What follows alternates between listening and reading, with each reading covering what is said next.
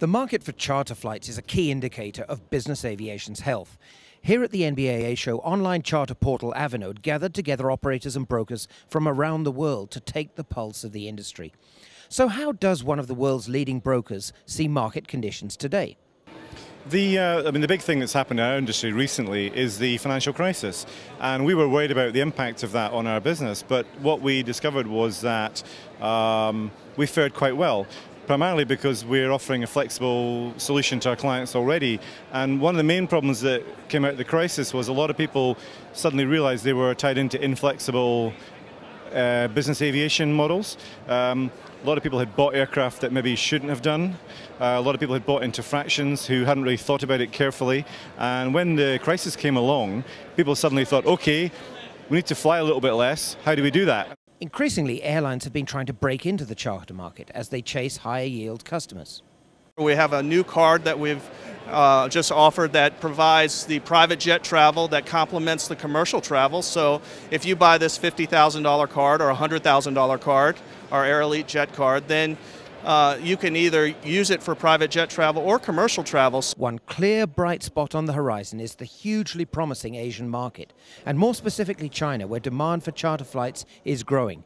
But this too is not without its challenges.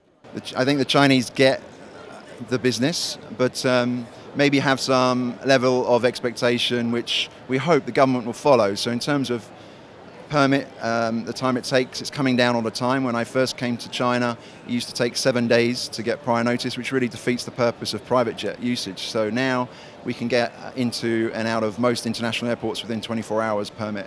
To grow and to modernize their fleets, charter operators need access to capital. And with banks once again feeling the squeeze, this would seem to be an inhibitor of growth.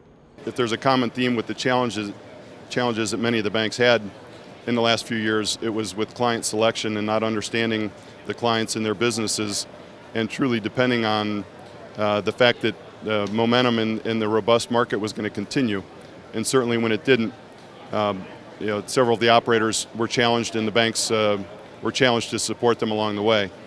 Avinode's market intelligence tools provide real-time snapshots of key demand, supply and pricing trends. It sees continued volatility against a backdrop of long-term growth. During summer and basically all the way through to September, it's been a good year.